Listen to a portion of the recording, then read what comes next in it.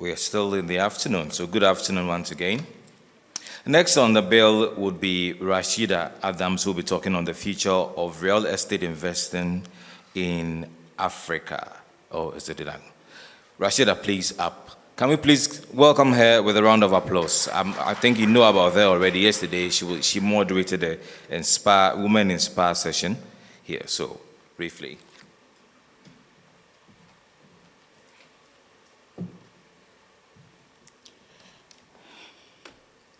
Hello, good afternoon, everyone. It's 2 o'clock, people are hungry, so I'm going to try to be as quick as possible. And today I'm going to be talking to you about the future of real estate investing in Africa.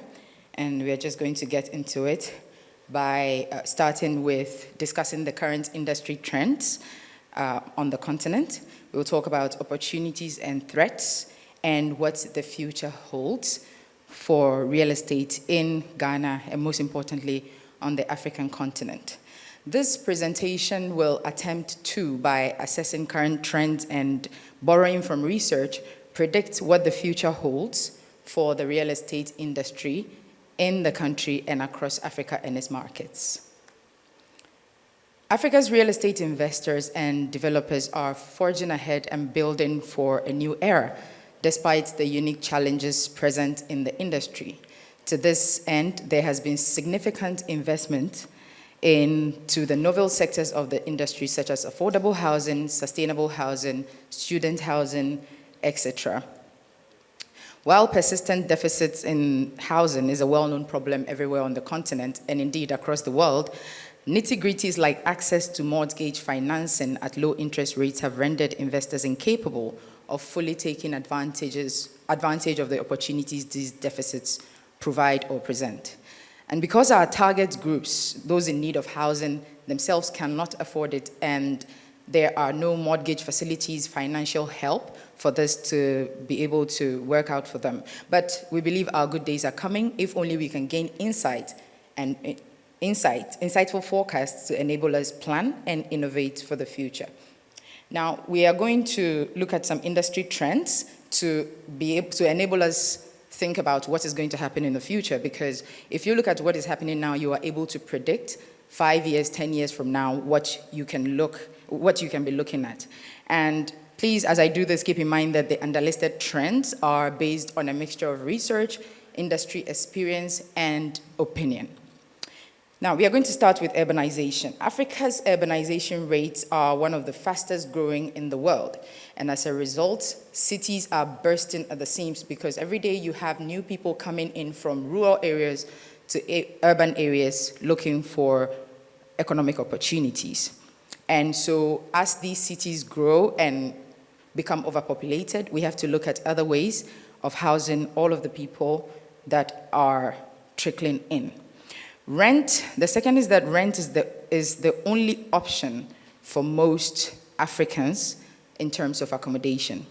Because many people on the continent live under $2 a day, they live on under $2 a day, purchasing property is obviously still a long time coming for those people. This, therefore, has created a huge demand for rental properties across the continent.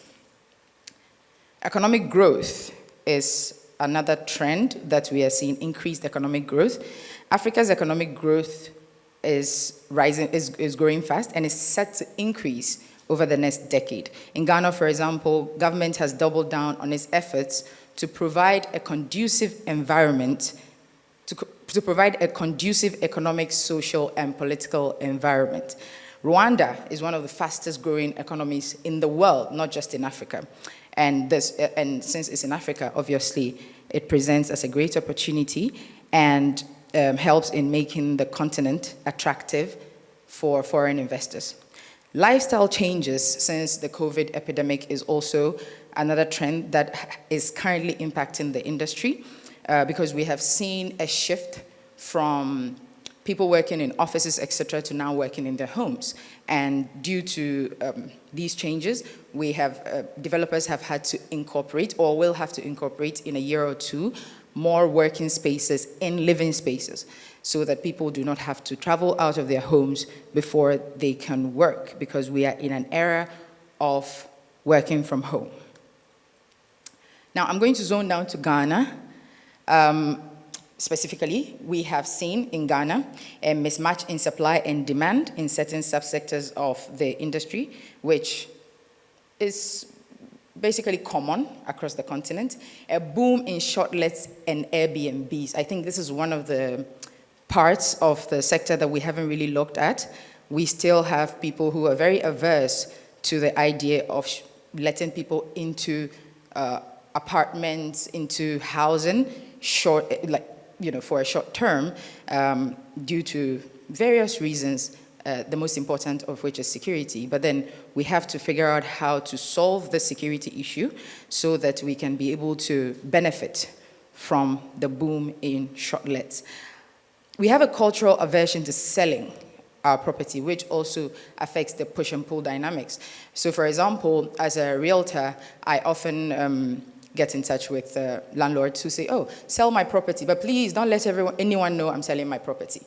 It seems like it's such a big deal for people to even know that this person is letting go of their property.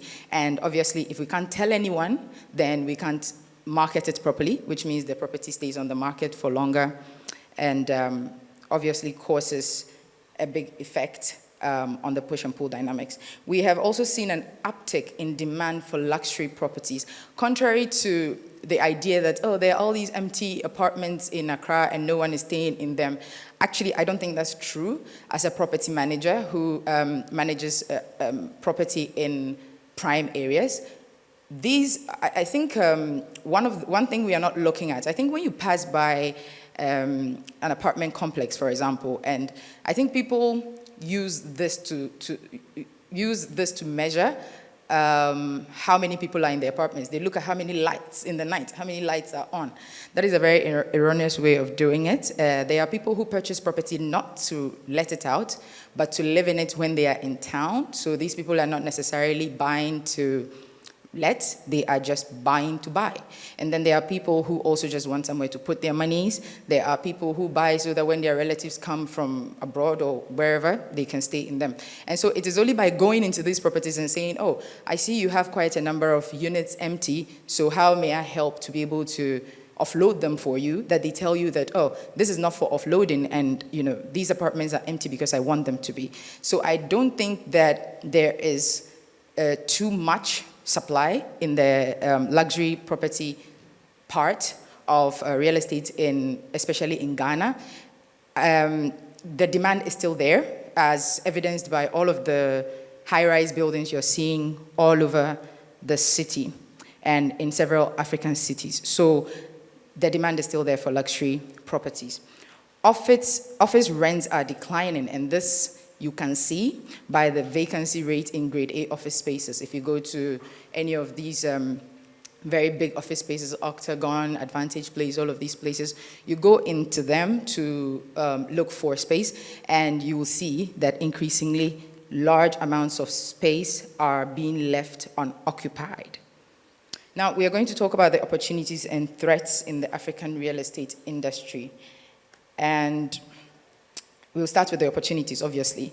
Sophisticated financial instruments are driving investor interests, making passive investing popular among our newer, younger investors. This is one of my passions, actually. I believe that the old crop of investors are drying up. About maybe 5 or 10 years ago, in fact, I came into the industry about 5 years ago, and I hear this often, oh, you didn't come at the right time. If you had come around 2009, 2010, they were buying so much property, and every day there's a deal going on. And the lawyers will tell you this. The lawyer in the room is out, but they will tell you this. Around that time, there was a boom in the property industry, and there were specific people and entities that you knew that if you took your property to, they would purchase it. So one of the ways that I sold my first property was someone just told me, oh, I know this guy, he buys property. And there are people like that. There have been people like that for the last 10, 20 years. You know that if the property is viable, you take it to them, they have the resources to acquire it. But now we are seeing a sharp downturn in that I think a lot of these older investors have investor fatigue by now, and they are not looking to invest in new properties. In fact, they are looking to let go of old ones or just hold them for their children or whoever they are leaving it to come and inherit it. And so now we are seeing that we need to cultivate a new breed of investors. And that's one of the reasons why I wrote a book on real estate investing, because I feel like the reason why so many people are not interested in investing in real estate is because they just do not have the requisite information that they need. And so it is up to us to obviously give them the requisite education, information, put them in the right rooms, put them in touch with the right people, and we will see an uptick in younger, newer investors in the sector, which will obviously benefit all professionals in the sector, including lawyers, including architects, surveyors, because the more people come into the industry, the more opportunities there are for professionals in the industry. And these sophisticated financial instruments, one of the most important ones is something we call a real estate investment trust, a REIT. These real estate, so there's something, so in investing, in property investing, there is something you call active investing and then passive investing. Active investing is when I go and purchase, say, a house, a 4-bedroom house, and then I rent it out to someone, and then I probably manage it myself, or I probably get one or two people to manage it for me. The landlord, the owner, I walk into there and then, I can go and collect rent. If there are issues, I'm the one who sorts it out. So that's a very active way of investing. That is how we see most people investing around here. But there's also another way of investing, and we call it passive investing. And this is when you can let your money do the work for you without ever showing up. So for example, when you invest in something called a real estate trust, it's basically like you're doing something, this thing we call susu. You are pooling resources together with obviously other investors. You don't have to know them. This is usually institutionalized investing. You'll probably do this through organizations that are licensed by the Securities and Exchanges Commission, and which is essentially you giving your money. It's just like what you do with any other thing like stock, etc. You give your money to someone who's licensed to do this. They invest in the right properties, and then they give you a certain percentage per month. And this is a good way to invest passively because someone is doing all the work. Someone is identifying the property. Someone is building it. Someone is managing it. You just sit there and cross your legs, and every, monthly you get about maybe between 5 to 10% of whatever you invested. And I think that because a lot of young people do not exactly want to be working, a lot of people, young people that you speak to tell you, I want to retire by the time I'm 45. We are no longer looking at working till we are old anymore. And so some of these passive ways of investing will really help to see younger, newer investors coming into the system. Another way is something called a real estate investment group. Is quite similar to a real estate investment trust. The difference is that in groups, individuals are able to come together and say, I have $100,000. How much do you have? I have $100,000 too. Okay, great. Let's go and purchase a $200,000 apartment, which we wouldn't have been able to do. But now that we have combined resources, we can be able to. And then they go purchase this property, which has probably a high earning capacity. And then they split profits. So you bring 50%, I bring 50%. Whatever returns we make from this property, we split down the middle. So real estate investment trusts, real estate investment groups, good ways for new investors to come into the system. Another way is for you to invest in a real estate company. So you can go see a real estate company or someone who does developments and say, look, I want to invest in your company so that whatever returns you make, I make some of it. The next point will be that, the next opportunity will be that Africa is attracting global investors looking for unique real estate opportunities that don't exist elsewhere. The fact that we have so much demand and not enough supply is actually an opportunity for the right investor. So as a Ghanaian, it's very sad, we don't have houses to live in, but as an investor, it's a cocoa season because, look at all these people, they don't have houses. If I'm able to put up property in the right areas, in the right price range, then it's a great opportunity, and they will be able to harness all of the benefits that come with it. The third point is Africa's population. According to The Economist, Africa's population is predicted to double to 2.5 billion by 2050. This will obviously make Africa the most populated region on the earth. There is therefore a need for African real estate investment across commercial and residential sectors. The continent has become the new hotspot for international buyers in recent years. The ongoing pandemic hasn't stopped that trend either. Actually, right when the pandemic hit, I was looking to purchase property, so I was as a real estate broker, I wasn't too happy because it would mean that we would earn less from the deals that we make, because if I'm charging 5% of anything and the amount is less than, it means that I get less. So as a realtor, not very happy. But as someone who was interested in investing in the sector, I was a little giddy with excitement because I thought that, all of the foreigners are going, and they are the ones who inhabit these multifamily properties, these apartments, these nice townhouses in these nice residential areas. And so if they are leaving, at least, for the foreseeable future until the pandemic is over, then it means that there are all these empty accommodations that owners will start feeling exasperated and might want to sell. And that is usually the best time to buy real estate, when somebody else is in trouble, and they need the money. Somebody needs money to do something very important. You just happen to be there, you have the money. You can be able to actually get property at half the price. So I thought that was going to be the kind of situation that we are dealing with. Unfortunately, I was very disappointed because the ongoing pandemic has not slowed down the real estate industry, either in rentals or in sales. The first 2-3 months, it looked very scary, but a few months after that, everything stabilized and we are back on track. So I won't be able to take advantage of people the way I thought. The next point is the high growth rates, an increase in population as well as high returns on capital. Because there is so much demand, if you are able to build with the right materials, if you're able to build in the right locations, you are able to get close to 10% of returns on whatever capital you invest in the sector. We use something called the 1% rule in real estate. If you bought property for $100,000, you should be making $1,000 at least every month.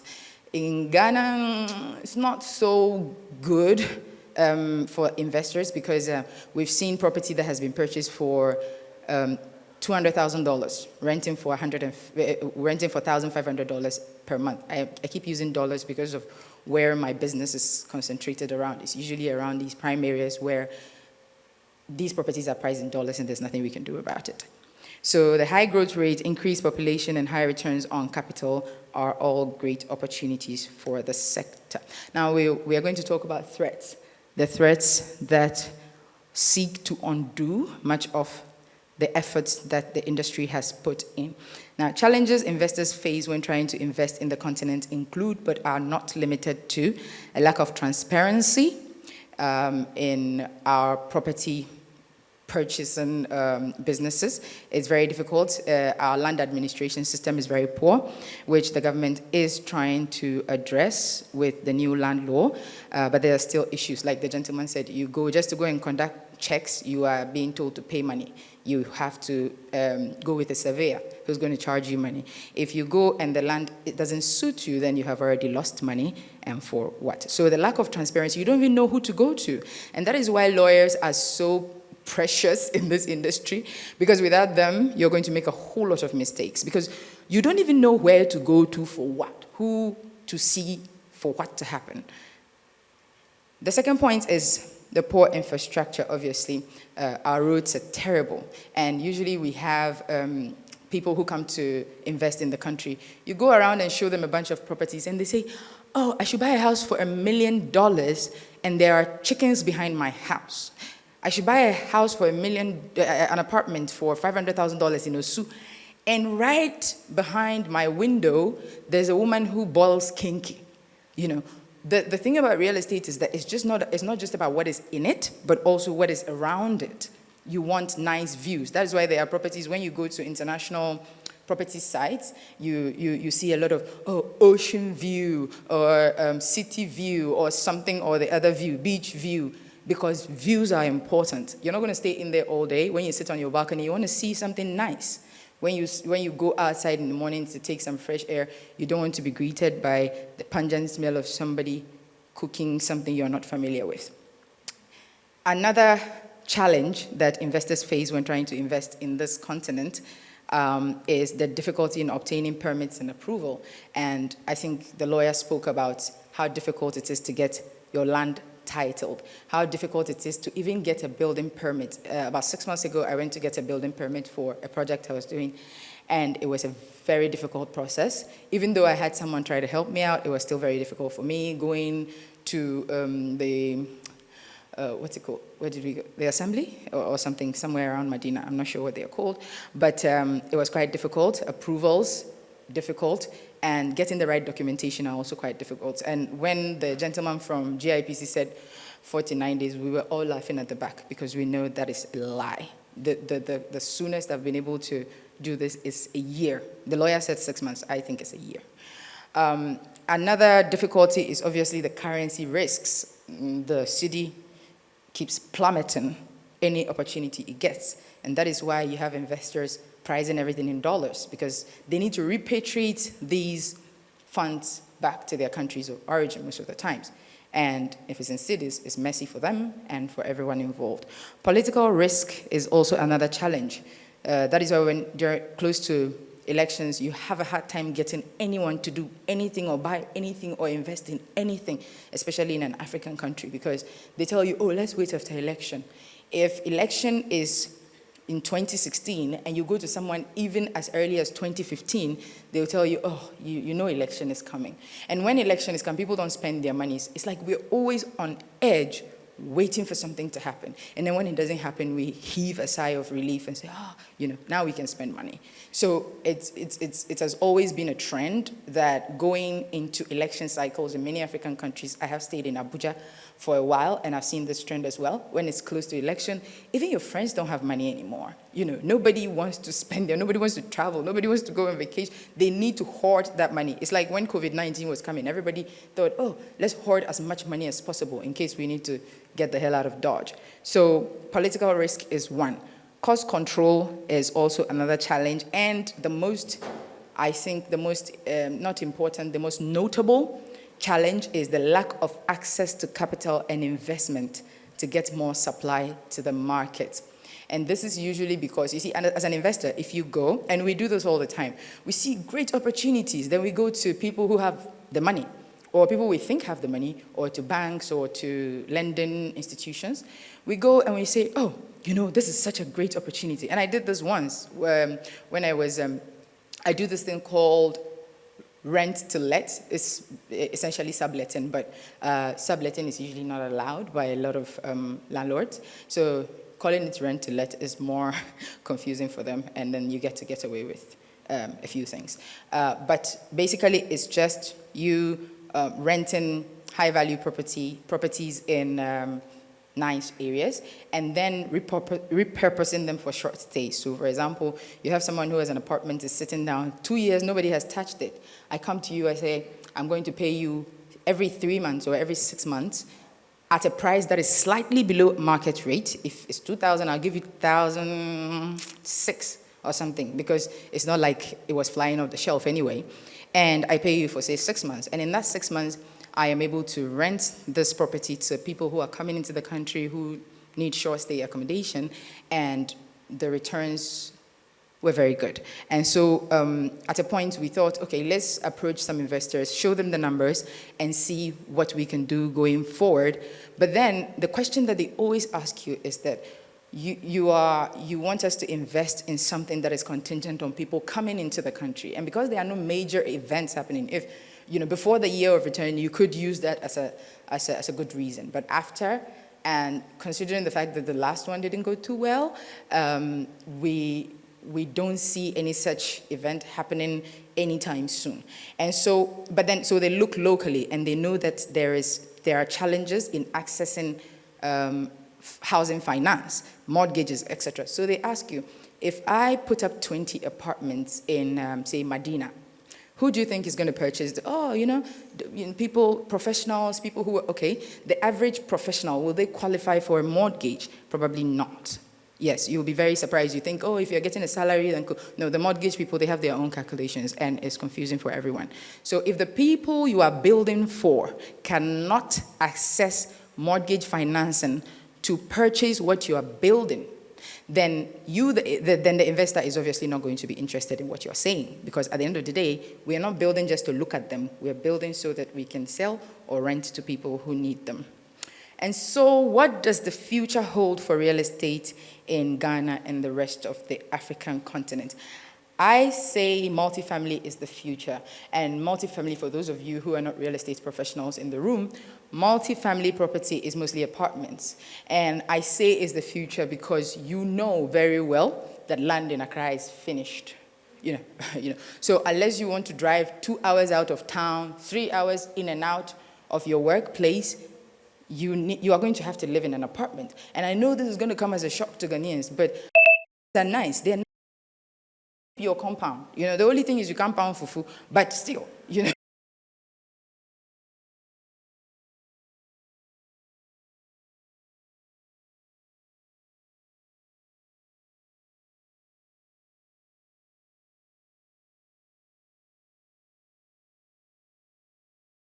This craze about single family. And people are very, very vocal about that. No, I want my own house. I want my own with a big yard. What do you need a big yard for? For in all these multi-family properties in Accra, most of the times, you have common areas. You have like a bar. You have, in some of them, you have nice lounge areas that you can have business meetings, anything you want. And in some of them, you have playgrounds. Very few of them have playgrounds, and I'm very shocked about that because most families have kids. It's almost like we don't think about kids. But you have playgrounds in them, you have some of them mini offices in them, meeting rooms, etc. And so in the future, we are going to have no other option but to start squeezing ourselves into apartments. And there's nothing wrong with that, because in almost every developed country, the last time I saw the landscape of, like an aerial shot of many cities around the world, and they were so dense, like from up above, here when you're coming from the airport, you see houses, they are separated nicely. They are so dense in other countries. And these are not bad countries or poor countries. No, these are nice places that you like to go to. Barcelona, places like Singapore. If you have been to Singapore, you have seen how the architecture, you have like a 50-story building. In Ghana, somebody would tell, hey, are you trying to kill me? So we need to start, multifamily is the future, and we need to start looking in that direction. It's either you live 3 hours out of town at Doenya or Pokwase or God knows where, or you try and squeeze yourself into multifamily properties in and around the city for close proximity to your work. We will also see the industry incorporate working spaces into living spaces, including co-working and working on the go. So in your apartment, you should be able to go downstairs and have your meeting, go downstairs and quickly send an email, go downstairs and print anything you want to print. It's either you have a small office. So a lot of the times what we are seeing increasingly, so when I rent out apartments, if it's a 3-bedroom and you are not a family of, maybe say like a family that needs all 3 bedrooms, I give you the option of removing 1 bed, because I mostly rent apartments furnished. So I give you the option of removing 1 bed and replacing it with a desk and a chair and a printer, something that you would like. It doesn't cost me anything because I probably take it from one apartment to the other, and the person gets space to do their meetings, to do their Zoom meetings. They can put something nice behind them, and it's better than going to sit at the lobby of some hotel to conduct your meeting. So our workspaces are going to be incorporated into our homes, and by and large, we're going to see more and more. And so for the transportation industry, for example, now is the time for Ubers, etc., to look at putting internet connectivity in their cabs so that you can just sit in the car and work as you move. Dwindling land means fewer single-family homes. I just touched on that. Not everyone can get a nice 3-bedroom on 2 plots with nice garden anymore. It is a dream of the past. And unless you're building a vacation home, if you're building a home that you're going to leave and go to work, no, unless you have $1 million. Now you need if you're looking at airports, you need about $2 million to get that kind of house. If you're going back probably towards Trasaco, you still need in excess of about $500,000 if you want a house that is on 2+, because the land alone is $100,000. So it's the numbers are crazy. And so maybe tone down. In the future, you are going to have to tone down on the whole single family, I want my big house with the big yard thing. And then there will be the hotelification of real estate. And this has already started. In developments like Mirage, I don't know if anybody knows Mirage, it's around association. Yeah. So in developments like Mirage, you already have them telling you, oh, you know, buy an apartment you can live in or rent out. So that is more than short stay, because that is like a hotel. You have a bellman, you have everything, you have a restaurant downstairs, you have a lobby just like everywhere else that you can sit. So these are essentially apartments, but you buy them in developments that look like hotels. And so you are able to use them for either or purposes. You can either stay in them or do something else with them. And in fact, not just apartments, even with single room hotels, like normal hotels. There are hotels where you can go, and I saw a billboard recently that said, you know, hotels you can live in or rent out, or something like that. And people are seeing this as great opportunities. If you go to countries like Dubai, this happens a lot. People purchase hotel rooms, and then when they are in the country, they stay in them. When they are not in the country, the hotel rents it to them for revenue. There is going to be a continent-wide affordability crisis, which will need novel and innovative solutions. We have spoken about affordable housing a lot, but nobody seems to have any actual real-life answers.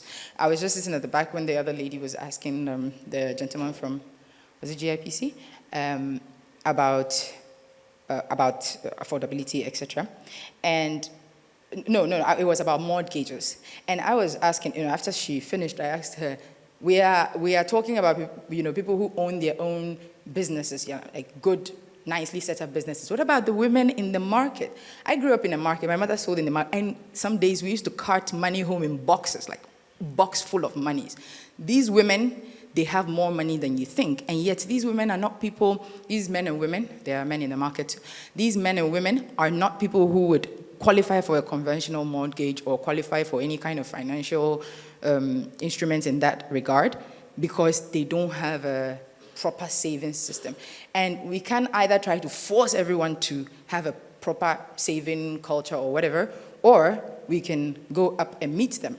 And we can do this by finding other ways that we can make them credit-worthy. You know, there are different ways. It's not just by working a certain job every month and getting a certain amount. That's what the banks want. But what if there was a way that somebody who works a blue-collar job, who is not very good at saving, can still prove that they are credit-worthy, and if given a mortgage, they will still be able to pay? We need to find novel and innovative solutions for the affordability crisis. Otherwise, the industry will never grow, because we will always come and say, oh, there is a deficit. There is a deficit, and we need to shore up the numbers to meet the deficit. But it's all English, because if people can't afford it, you are not building. Technology will impact the sector quite drastically, and we have started seeing that. Before, you tell a Ghanaian landlord you're going to stay in his apartment for 1 week, 2 weeks, you're crazy, you know. But now, because of Airbnb, Booking.com, etc., even these landlords themselves, they go to these platforms, they list their properties, and that is actually how I got into the real estate industry. I started by just doing Airbnb. I find your empty apartment, you are exasperated, you need money to pay your mortgage. I tell you, oh, there's a way. And you're desperate. So you're like, okay, let's try it. And you try it for a few months and it works for you. And now you don't even want long lets anymore. And I think one of the reasons, one of the challenges for landlords in that sector, the reason why many of them are very reluctant to give out their property for short stays, because they cannot look after the people themselves. With short stays, you have to actually look after the people. It's not just about the apartment. You have to make sure they have linens, bed sheets. You have to make sure that the apartments are cleaned every day or every 2 days. You have to make sure they're not messing anything up, tearing furniture. You have to make sure they're not smoking in the apartment, throwing parties in the apartment. somebody has to keep an eye, otherwise by the time you go back to the apartment, it's going to be a dump. And so a lot of landlords were not interested because somebody who has $300,000 to buy an apartment doesn't care about his tenants. It doesn't have the time to care. And so the good thing is that the moment some of us started coming into the industry where we were providing, we made ourselves the bridge between these landlords and these tenants, it was easier for the landlords because now you are responsible for the apartment, not the person coming in from God knows where. If my chair is torn, I'm coming to Rashida. And so my job is to make sure that if that chair is torn, there's a security deposit that I can put to that. You will be shocked how many people break the glass in the bathrooms. It's not like they are big or anything. No. They just call you, ooh, I broke the, how? They can't even explain how. How do you even break a glass container? I had a tenant who broke it 3 times, and every time I just go there, he says, oh, Rashida, here's your money. Because he knew that he had to reimburse for that, because somebody has to pay for that, and it's not me. So the next point we're going to look at is the future of the housing market, of the real estate housing market, the market itself. In the market, there are going to be fewer showings and offers. So in about the next 10 years, if everything goes well in the next 1, 2, 3 years, and we are able to solve some of the problems we have now, which is, and people are able to get increased access to mortgage financing, and developers get into the seller financing business. Seller financing is mostly when you pay the developer in bits by yourself, not through any bank, but just, okay, I'm building a house, pay 10% every year or every 6 months, give me another 10%. That's what we call seller financing. So once all of these measures have been put in place, we are likely to see the demand is going to be coming, the supply is going to be coming up. And human beings, it's not that numbers are finite, it's that time goes very slowly. And in about 10 years, if you are providing, say, 10,000 units of affordable housing, for example, every year, in 10 years, that's 10,000 times 10 is what, 100,000 units. So if you had a deficit of 1 million, now you have less. So, and most people will only buy one property in their lifetimes, most people. It's only people who take it as a business who are going to purchase 1, 2, 3 properties. But most people, once they get the first house, they're okay with that. And so if everyone, say, in the room has their own house, then if I, as a property seller, comes and says, oh, I have a house to sell, nobody's going to mind me because everyone has a house. And that is what is going to happen in the future of the market. There's going to be fewer showings and fewer offers because once we have catered to the housing needs of a large number of families, the deficit will decrease and the demand will naturally decrease along with it. Again, like I spoke of earlier, there's going to be increased demand for multi-family property because the supply on single-family property is constrained. Now, if you go to places like airport residential, cantonments, rich areas, when people call me and say, oh, I want a self-compound, single-family homes, we call them self-compound, yeah. So they come and they say, oh, I want a self-compound. I can tell you for a fact, based on the area you are looking at, that you're not going to get it because there are fewer houses. Almost every single-family home by the street, the person has probably died and their kids have given it to a developer to purchase, to build townhouses, apartments. There's none. Even if it hasn't been broken down, yes, give it a year or 2. I once went to a woman and proposed to her to break down her house and build apartments. She was so mad. Who do I think she is? Does she need money that badly? In 6 months, I was passing by the same area and the house had been broken down and they were building apartments. It just meant that somebody had come with a better offer. That's the thing. Human beings, if you go with a good enough offer, someone is going to take it. And so single-family properties, especially in prime areas, are going to dwindle and increase the demand for multi-family property. The shifting demographics. Real estate housing markets are expected to shift as a new wave of home buyers hit the market. Millennials are in their 30s now, 30s, yeah. And we have started purchasing property. If you have a good enough job, you're going to be able to purchase property. We are going to see more amenities in our properties, like I said, because of working from home. Now you're going to have to add nice features like rooftop access, common areas, designated workplaces, playgrounds for kids to prevent claustrophobia, etc. Now, I'm going to touch on briefly the future of the real estate industry vis-a-vis technology. And we are seeing more competition among property listing sites. Now, there are so many of them, you don't even know where to list. Locally, internationally, everywhere. So many property listing sites, and you don't even know which gets you the best traffic. But then, so you have to list in all of these sites, and they are going to continue to make more and to grow. Virtual viewings are going to be very popular because, and it has already started. I met a gentleman yesterday. He has a stand here.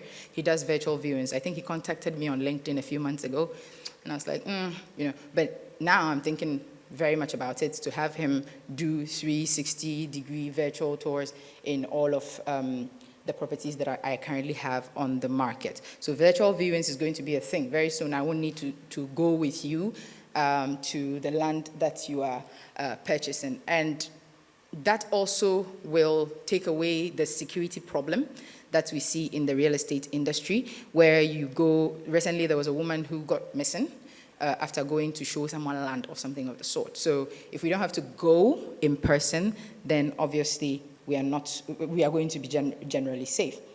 For real estate agents and real estate professionals, our future is shaky because there's a growing disconnect between homeowners and real estate agents. And that is very evidenced by a lot of the for rent by owner signs you see, or for rent, no agent. They do that a lot. You see these things. And it's because homeowners somehow think that they can do it better. But that is not quite right. We have yet to become obsolete. We still have some services that even 10 years from now will benefit the industry. And one of those is to be an investor coach.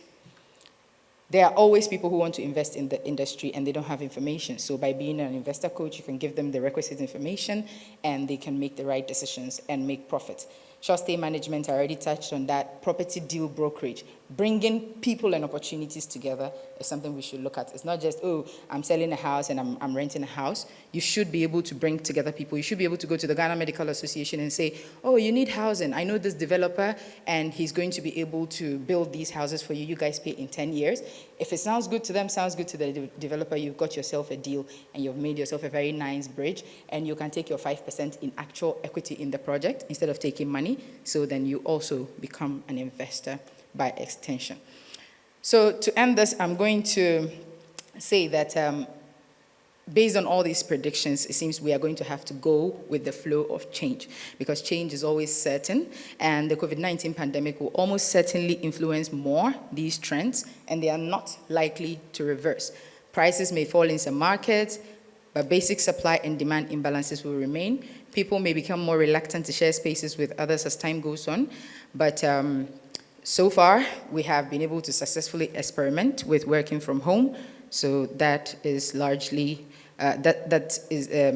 flexible working arrangements are going to ensue, and so most people will be able to work from their own personal spaces. So with even more uncertainty introduced into an already evolving real estate market, planning and positioning are paramount.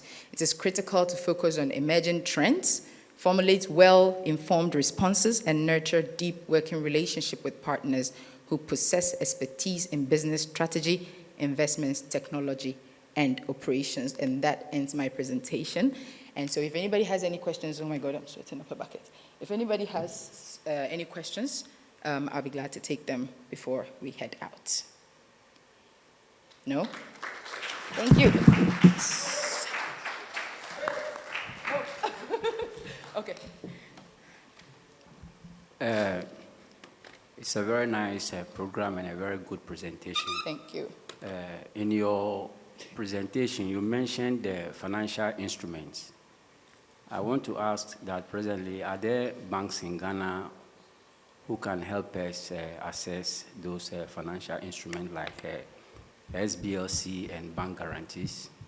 I don't know about these. So a bank guarantee, you would need to be an investor for that to happen. I think this is something that someone from the financial sector will need to help you. But I think what I mentioned in connection with real estate is mostly real estate investment trust and Ghana Home Loans, which is now FNB. I was recently speaking to one of their executives, and he had mentioned that FNB was looking into a real estate investment trust and was looking to partner people in the real estate sector, which they were speaking to me about. So I think another issue with this was that you need a license for this, for some of these instruments, and you need to go to the Securities and Exchanges Commission. And for a while, there was an embargo on giving out these licenses, and so banks are now having to sort of recalibrate things and approach the SEC for licenses to be able to roll out some of these financial instruments. Okay, if that's it, then thank you. Sweating.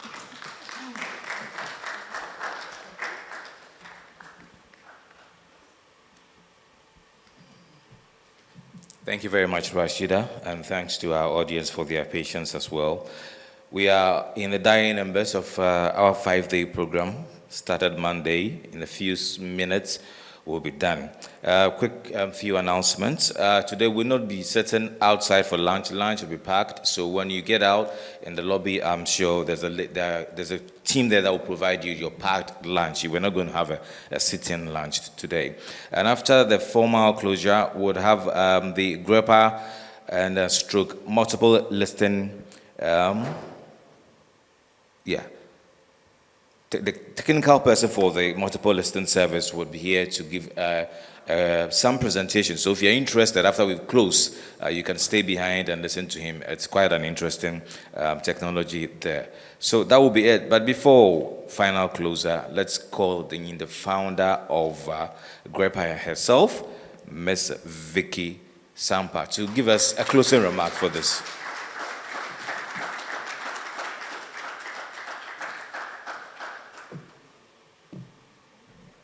Thank you very much. I guess everybody wants to go home. It's a Friday too, so that's why we're deciding that lunch should be taken with you so we don't waste too much of your time.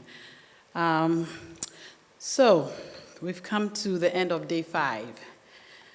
We all have seen a problem in this industry, and for 5 days, we have engaged almost all the stakeholders in collaborative problem solving.